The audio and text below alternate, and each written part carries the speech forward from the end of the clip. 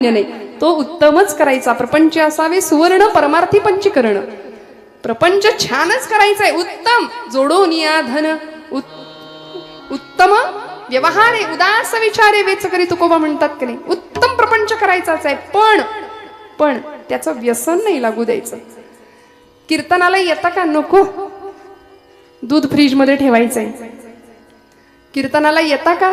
घराला कुलूप लागलंय की नाही 10 वेळा आम्ही ओढून बघू आणि इथं आल्यानंतर सुद्धा त्या कुलपाचं चिंतन करू. असा हा संसार मागे लागलाय. नको म्हणले, आज मूडच नाही. उठलेलं बसवत नाही, बसलेलं उठवत नाही. कबीरदास म्हणतात, कोई तन दुखी, कोई मन दुखी, कोई धन बिन रहत उदास, थोडे थोडे सब दुखी, सुखी हरी के दास. सगळ्यांच्या मागे दुःख आहे, कारण संसारच दुःखमय आहे आणि तिथे आम्ही सुख शोधण्याचा प्रयत्न करतो. स्वानंद सुख निवासी मामासाहेब दांडेकर असं म्हणाले होते की तुम्ही प्रपंचात सुख शोधता म्हणजे असं झालं की मिरच्यांच्या बाजारात जायचं आणि म्हणायचं जरा खव्याचे पेढे देता का किलोभर. आता मिरच्याच्या बाजारात तुम्हाला पेढे कुठनं मिळणार? तिथे ठसकाच लागणार आणि तिथे डोळ्यात पाणीच येणार. बरोबर आहे की नाही? मग प्रपंचात सुख नाहीये. मग असा संसाराचं मला व्यसन लागू देऊ नको. नाथ बाबा म्हणतात, भर्तृहरी म्हणाले, व्यसनानि संति बहुशः व्यसनद्वयमेव केवलम व्यसनम. मी म्हटलं 2 व्यसन माणसाला लागली पाहिजे. कुठली व्यसन? विद्याभ्यसनम व्यसनम अथवा हरिपाद सेवनम व्यसनम. 2 व्यसन जगाच्या पाठीवर अशी आहे की ती माणसाला लागली तर माणूस जीवनाचं कल्याण व्हायला हरकत नाही. पहिलं व्यसन विद्येचं, विद्याभ्यसनम व्यसनम अथवा हरिपाद सेवनम व्यसनम. कुठली तरी कला, मग संगीतातली कुठली कला असू दे, खेळ असू दे, शिल्पकला असू दे, चित्रकला असू दे, विद्येचं व्यसन आमच्या मुलांना लागलं पाहिजे. आमची पोरं हातामध्ये एकदा ते डबड दिलं की त्यांना जगाचं काही भान नसतं. मग आई बोलवतीये, वडील बोलवताय, जेवायला उठ बाबा, काही नाही. बसून बसून बसून किलो किलो फक्त आमची वजनं वाढतायत. का? इंटरनेट, त्याच्यावरचे गेम, मैदानी खेळ संपले. मग विद्येचं व्यसन लागावं. साहित्य संगीत कला विहीन साक्षात पशु पुच्छ विषाणहीन, असं एक सुभाषित आहे. म्हणले ज्याच्याजवळ कुठलं साहित्य नाही, कुठली कला नाही, कुठली विद्या नाही, त्याची गणना ही एखाद्या पशुमध्ये होणार आहे. आणि कुठला पशु? म्हणले पुच्छ विषाण. विषाण म्हणजे शिंग, संस्कृतात शिंगाला विषाण म्हणायचं. विषाण म्हणजे शिंग. शिंग आणि शेपूट नसलेला प्राणी, असं मानव प्राण्याचं वर्णन केलंय बरं का. पुढं म्हणाले, तृणन्न खादन्न पि जीव मानहा. म्हणले नशीब त्या 4 पायाच्या प्राण्यांचं की हा 2 पायाचा प्राणी चारा खात नाही. कारण यानं जर एकदा चारा खायला गेला तर बाकीचे पशु जिवंत उपाशी मरतील. इतिहास आहे. आम्ही अन्न नाही खात, आम्ही माती खातो, दगड खातो, सिमेंट खातो, पैसा तर खातो. बर चारा सुद्धा खाल्लाय बरं. विठ्ठल विठ्ठल.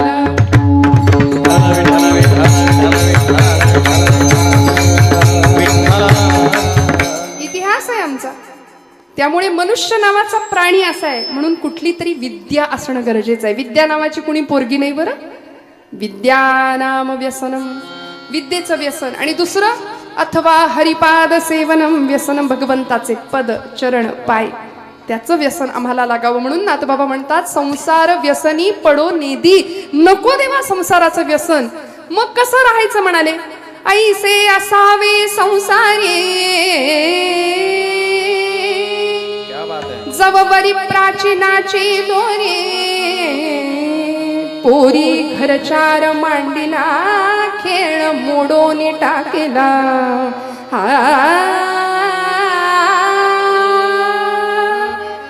ऐसे असावे संसारी. कसं राहायचं संसारात? जवबरी नाथांचं भागवतातली ओवी आहे बरं. जवबरी प्राचीनाची दोरी, पोरी घरचार मांडीला खेळ मोडोनी टाकीला. लहान मुली खेळतात का नाही भातुकलीचा खेळ? आता पूर्वी खेळायच्या, आता कुठलो? आता कपाळाला टिकली लाव म्हणून ओरडावं लागतं तिच्या मागे. आमचं काम आहे की नाही हो सांगणं. माता भगिनी आहात ना जाग्या आपण? हो म्हणा, जागे आहात ना आपण सगळ्या? हा. घरातली मुलगी जर आमची टिकली लावत नसेल कपाळाला तर आमचं काम आहे की नाही? हिंदू धर्मात जन्माला आलीस, कपाळाला टिकली लाव छानपैकी, केस मोकळे सोडू नकोस, अंगभर कपडे घाल, हे सांगणं काम आहे की नाही आमचं? म्हणून मगाशी म्हटलं, येथ वडील जे जे करी ती या नाम धर्म ठेवीती. आणि जर आम्ही चुकलो तर लव जिहादी असे टपून बसलेत बरं आमच्या आजूबाजूला. कधी आमच्या लेकी बाळी ओढून पळवून घेऊन जातील आमचं आम्हाला कळायचं नाही. कितीतरी किस्से, कितीतरी गोष्टी आमच्या आजूबाजूला घडल्या, आमच्या दारापर्यंत येतील तेव्हा आम्ही डोळे उघडू का? म्हणून संतांनी आम्हाला सावध केलं, प्रत्येक वेळी सावध केलं. काय होत असेल देहाचे 35 तुकडे झाल्यानंतर, आई वडिलांच्या हृदयाला, अंतःकरणाला काय यातना होत असतील, आम्हाला वेळीच सावध होणं फार गरजेचं आहे.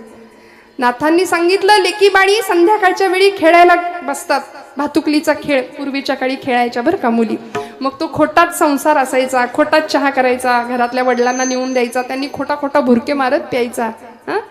मस्त संसार तिचा चाललेला असायचा. आणि संध्याकाळ अंधार पडायला लागला की नाथ बाबा दृष्टांत काय गोड देतात बघा. नाथ महाराज म्हणतात, पोरी घरचार मांडीला, खेळ मोडून टाकीला. आईची हाक कानावर आली, कार्टे चाल, अंधार पडला. आणि ती आहे तसं पिशवीत भरते सगळं. आईची हाक आली, चल बाई, निघाले घरी. लहानपणी आम्ही एक वाळूचा बंगला करायचो. तुम्ही आपल्यापैकी पण बरेच मंडळी करत असतील बघा, आहे की नाही? मुलं करतात, पाय त्याच्यामध्ये घालायचा, वाळू करायची. बायका रस्त्याचं काम करणाऱ्या असतात, कधीतरी बघा, खूप प्रामाणिकपणे दिवसभर ते पोर वाळूत खेळत असतं त्यांचं. ती बाई दिवसभर काम करत असते, काबाड कष्ट, दिवसभर मोलमजुरी करावी तेव्हा तिला पगार मिळेल, मग पोट भरायचं. ते पोरग दिवसभर त्या वाळूचं इतकं सुंदर घर करतं. आणि आई निघायला लागली, कार्ट्यात चल आता घरी जायचे, ते टुनकन उडी मारतं, त्या घरावरच उडी मारतं, मोडून टाकतं. ऐसे असावे संसारी. नाथबाबा म्हणाले, त्याचा निरोप आला ना की आहे तसं सोडून जायची शक्यता नाही, इच्छाशक्ती पाहिजे, आहे तसं सोडून जायची तयारी पाहिजे. नाहीतर आम्ही म्हणतो नको नको नको देवा, आताच येऊ नको, नातवंड होऊ दे जरा, नातवंडाचं तोंड बघते मग ने. परमार्थ, अध्यात्म, कीर्तन हे सगळं खूप लांब आहे आमच्या दृष्टीने.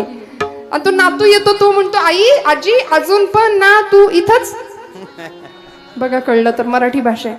मग ती म्हणते, असू दे बाई, पण तू वंडाला बघून जाते. ते पण तू पण म्हणतो, अजून पण तू इथंच. विठ्ठल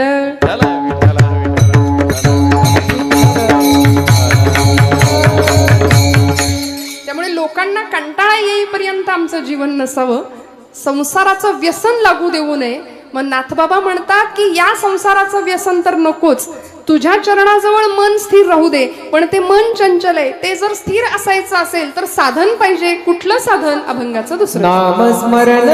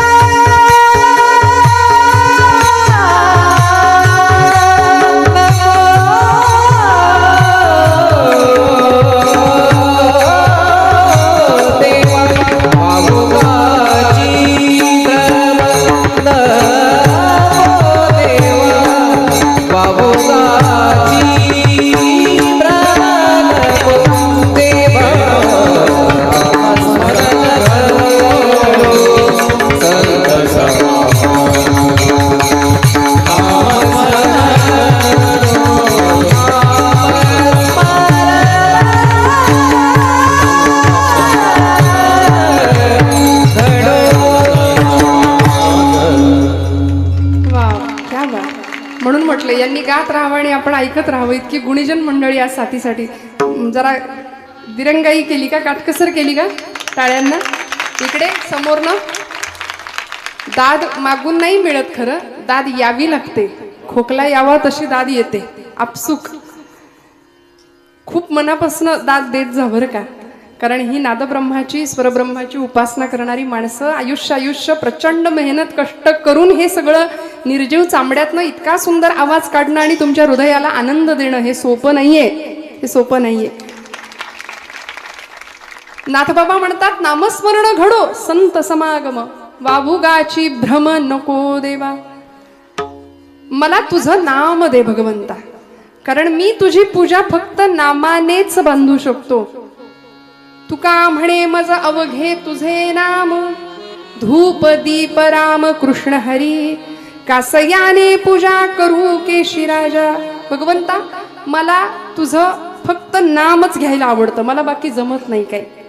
कारण तुझं नाम घेणं इतकं सोपं आहे, इतकं सोपं आहे. बघा ना, देवाचं नाम सोपं आहे की नाही घेणं? कधीही घ्या, कुठेही घ्या.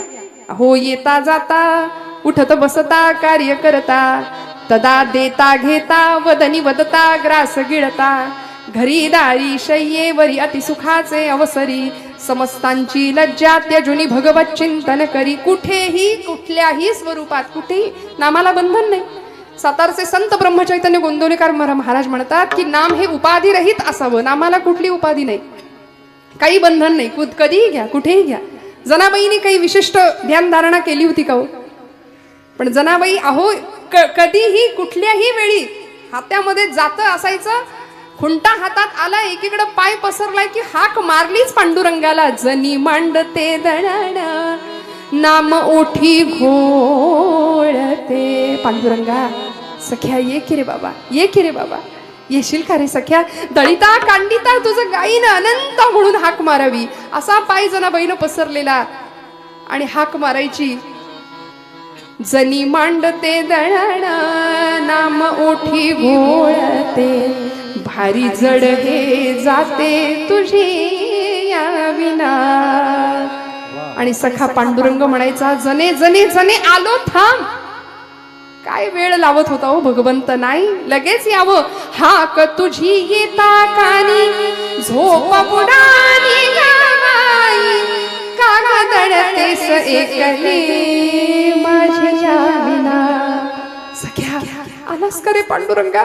हात तुझा लागला रे, जात झालं हलक हलक, दारी आलं अमृत पिक तुझी या दिठीन.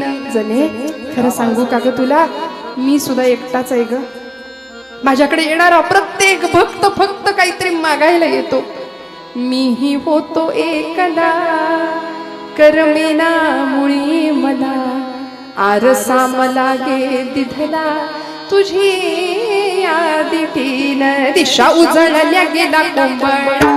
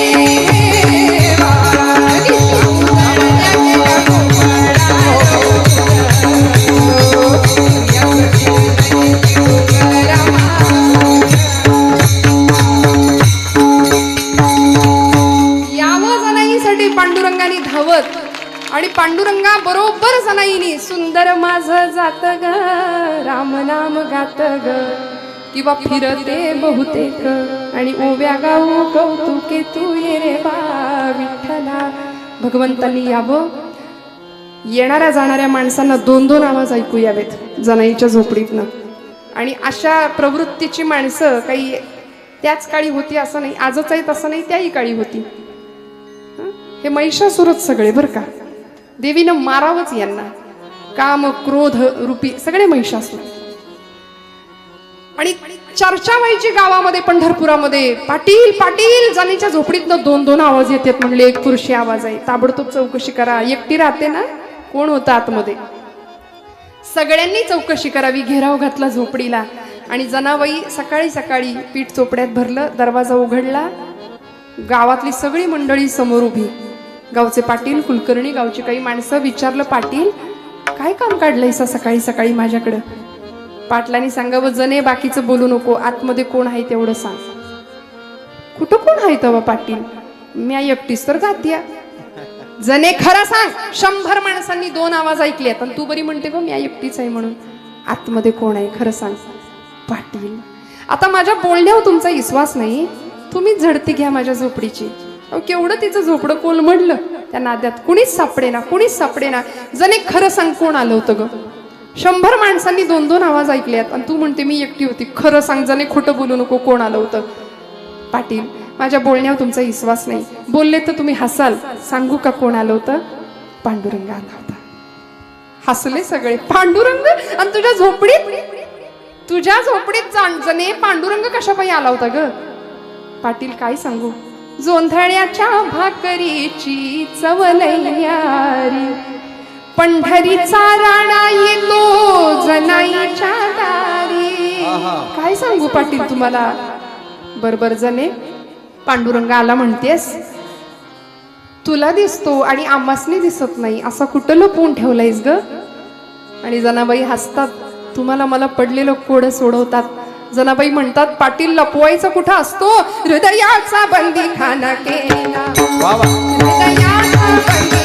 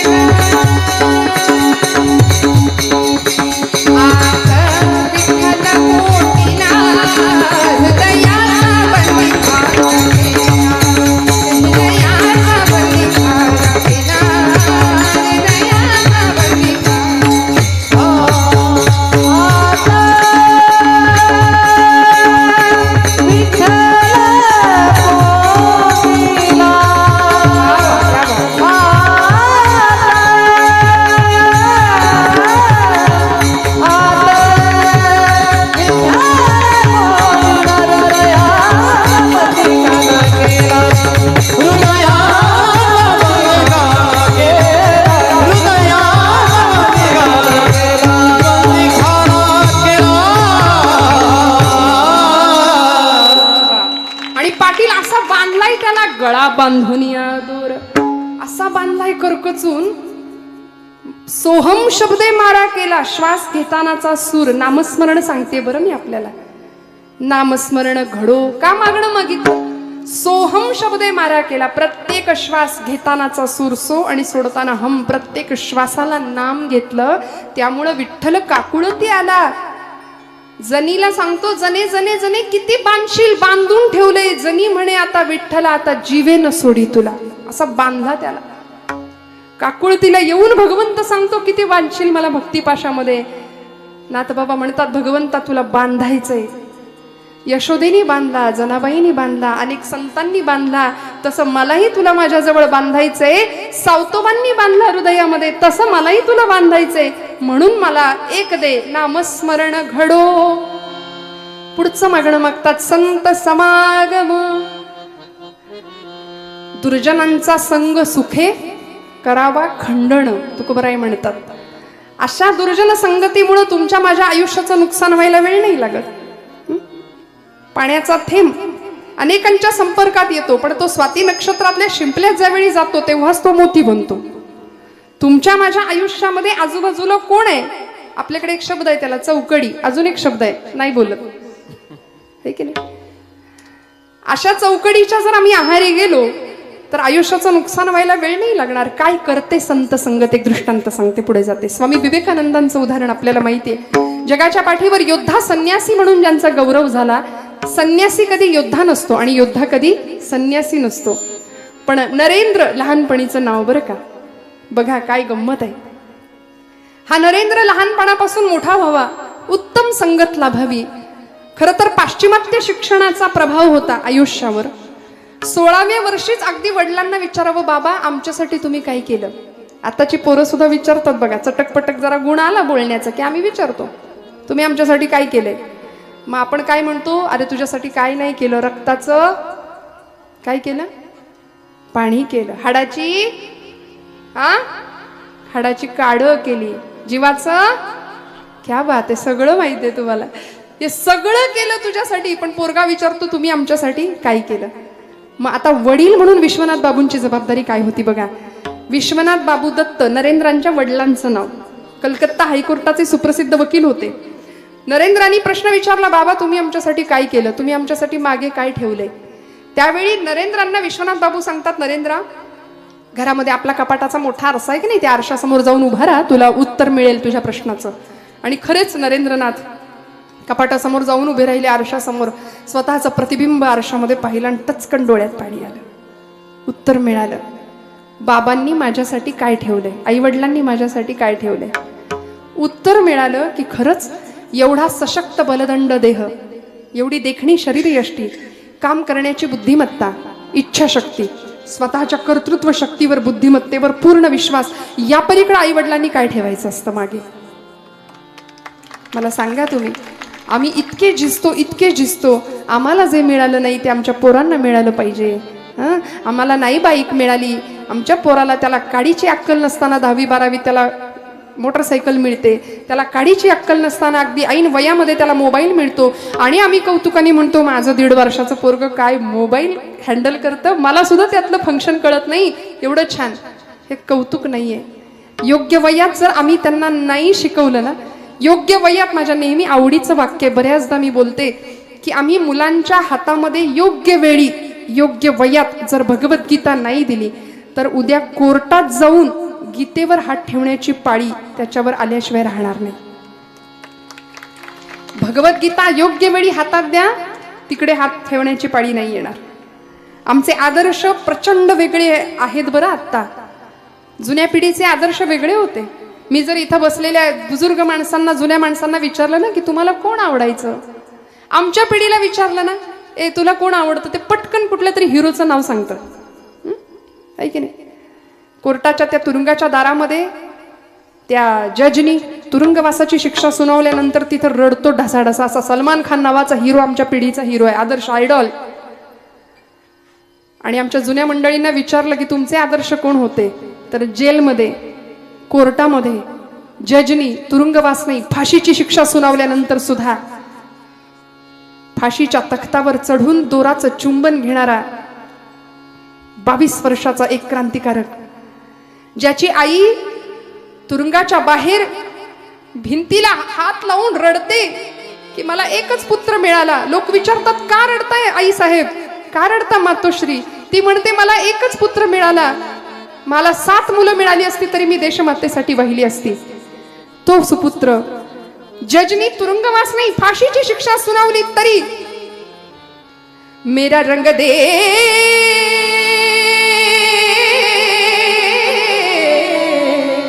मेरा रंग दे बसंती चोला, माए रंग दे, मेरा रंग दे बसंती चोला, माए रंग दे, मेरा रंग दे, मेरा रंग दे, रंग दे, रंग दे बसंती चोला, माए रंग दे, मेरा रंग दे, मेरा रंग दे, मेरा रंग दे, मेरा रंग दे, मेरा रंग दे,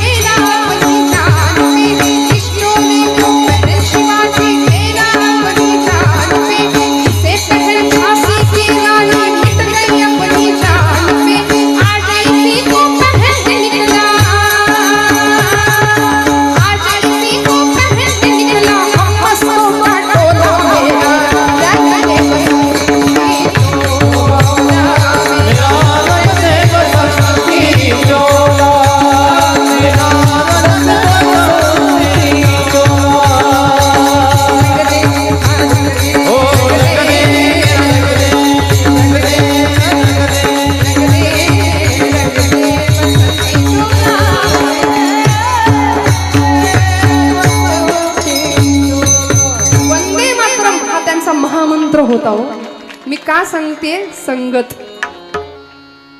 संत संगत मिळाली, सज्जनांची संगत मिळाली. भगतसिंग, राजगुरू, सुखदेव, अनंत कान्हेरे, वंदे मातरम हा त्यांचा महामंत्र होता. भगवद्गीता हातावर घेऊन फासावर गेली ही मंडळी.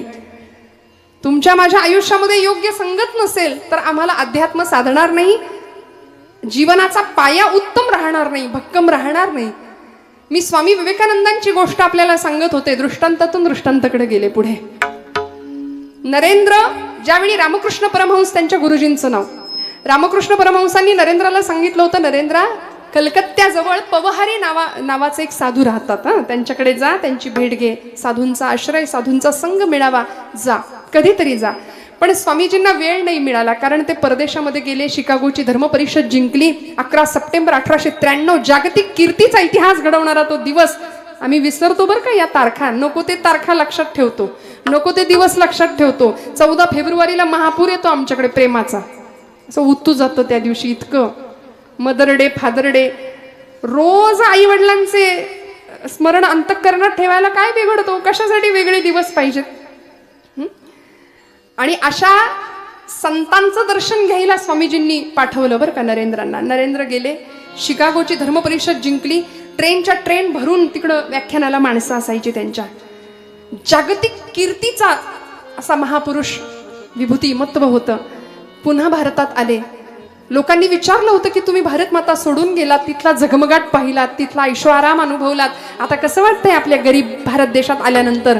सगळं लुटून नेलं होतं ना इंग्रजांनी, गरीब कंगाल देश करून सोडला होता. स्वामीजी म्हणले, मी इथून जाण्यापूर्वी मला भारत देश प्रिय होता, इथे आल्यानंतर इथल्या धुळीचा कण कण मला स्वर्गासमान आहे, इथल्या धुळीचा कण कण मला स्वर्गापेक्षा श्रेष्ठ आहे. इतकं प्रेम देशमातेवर करावं. आणि या नरेंद्रांना आठवलं एक दिवस की खरंच आपल्या गुरुजींनी आपल्याला सांगितलं होतं की कलकत्त्याला एका साधूंच्या आश्रमात जायचंय. ते गेले, वेळ काढून गेले. पवहारी बाबा असं त्यांचं नाव होतं. पवन हाच ज्यांचा आहार होता. संतांचं वर्णन आहे हे. उत्तम सेवन, शीतल कंठासी, पुष्ट कांती तैसी दिसेवरी, असं संतांचं वर्णन आहे. अमृताचे पान, संतांचे भोजन, करीती कीर्तन सर्व काळ. संतांचे भोजन, अमृताचे पान, संतांचे भोजन,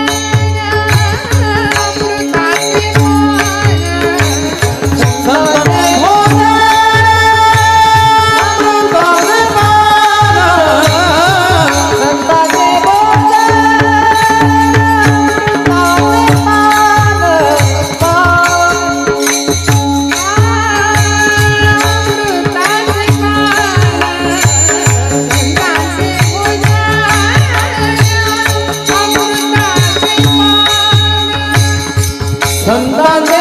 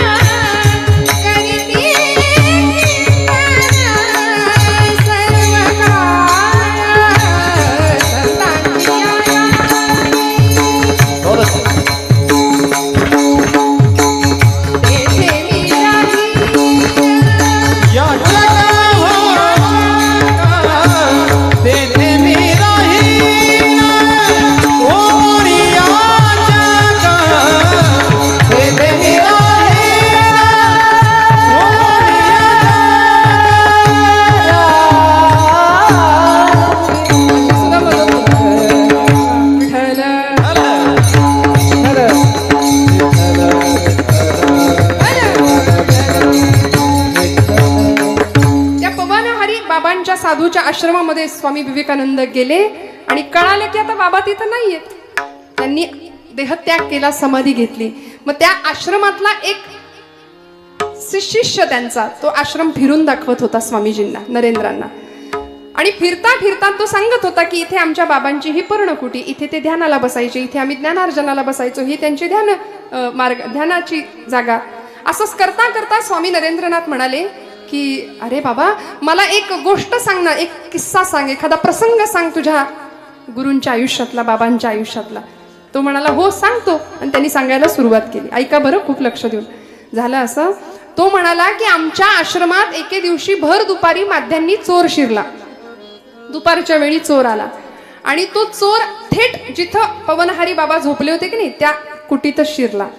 आता साधूच्या कुटीत त्याला काय मिळणार, पण त्याने जे काही सामान होतं थोडंफार ते सगळं भरलं, एका पोत्यात निघाला. जाता जाता त्याचा पाय साधूंच्या पायाला लागला आणि त्याचा पाय लागल्याबरोबर ताडकन पवनहारी बाबा उठून बसले.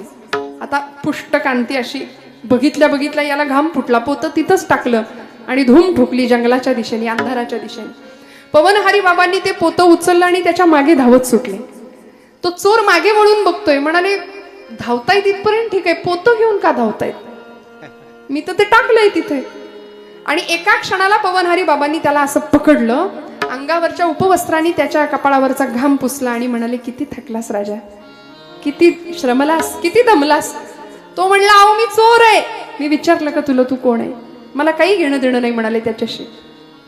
हे तुझं हे सामान तू न्यायला आला होतास का नाही, हे तुला द्यायला आलोय म्हणले. तो म्हणतो अहो मी चोर आहे महाराज. असू दे राजा. स्वामी विवेकानंद ती गोष्ट ऐकतायत त्या शिष्याकडून. स्वामीजी त्याला म्हणाले काय झालं रे, त्या चोराचं पुढं काय झालं. तो शिष्य म्हणाला तो चोर तुमच्या समोर उभा आहे, आपणा सारिखे करीती तात्काळ नाही काळ वेळ तया लागी. तो चोर म्हणले काय तुमच्या समोर उभा आहे. अशी संतांची संगत तुमचं माझं जीवन परिवर्तन करू, लोह परिसाची नस आहे उपमा. असा महिमा आहे संतांच्या संगतीचा. सत्संगत्वे निसंगत्वम, निसंगत्वे निर्मोहित्वम, निर्मोहित्वे निश्चलत्वम, निश्चलत्वे जीवन मुक्ती. जीवन मुक्त स्थितीला नेण्याचं काम संत संगत करते, नामस्मरण करतं. महाराज म्हणाले वाऊगाची भ्रम नको देवा, आम्ही भ्रमिष्ठासारखे वागतोय, गोंधळल्यासारखे वागतोय माहितीये संतांना, म्हणून म्हणतात हा भ्रम बाजूला कर आणि मोकळ्या मनाने मला भजन करायला शिकव. हाताने टाळी वाजवा, मुखाने नाम घ्या, गोड भजन करा. महिला वर्ग अजिबात संकोच नाही करायचा. रंग रंग पांडुरंग रंग विठ्ठला,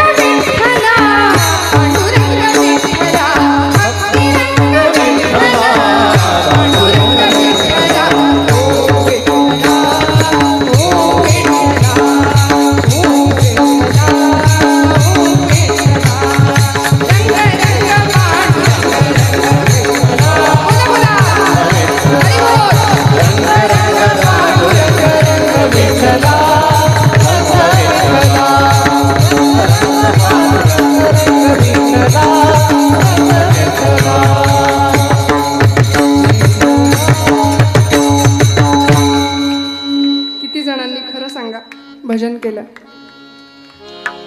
हात वर करताय अगदी प्रामाणिकपणे महिला वर्ग. नाहीतर 11:30 वाजले तरी अजून विठोबा रखुमाई नाही. आणि पुंडलिक वरधारी विठ्ठल श्री ज्ञानदेव तुकाराम पंढरीनाथ महाराज की आम्ही सगळं म्हणायचं, तुम्ही नुसतं हे असं नाही बरं का. भगवंताला लबाड भक्ती सुद्धा कळते. नाथांचं मागणं असं उदात्त आहे आणि आम्हाला सुद्धा वस्तुपाठ दाखवणार आहे बरं का. काय मागायचं, नामस्मरण मागितलं, संतसंग मागितला, भ्रम नको. कारण हे जगच भासमान आहे. ब्रह्म सत्यं जगन मिथ्या, जीवो ब्रह्मैव नापरः आचार्य शंकराचार्य म्हणतात. त्यामुळे या मायाधीन असलेल्या जगामध्ये मला सावध ठेव, जाग ठेव. मंथोनी नवनीता तैसे घ्यानंतावा, या व्यर्थ कथा सांडी मार्ग. माऊली म्हणते की नाही, नामा परते तत्व नाही रे अन्यथा, वाया आणि पंथा जाशी जणी. त्यामुळे नाम सर्वश्रेष्ठ आहे आणि ते नाम नाथ बाबा मागतायत.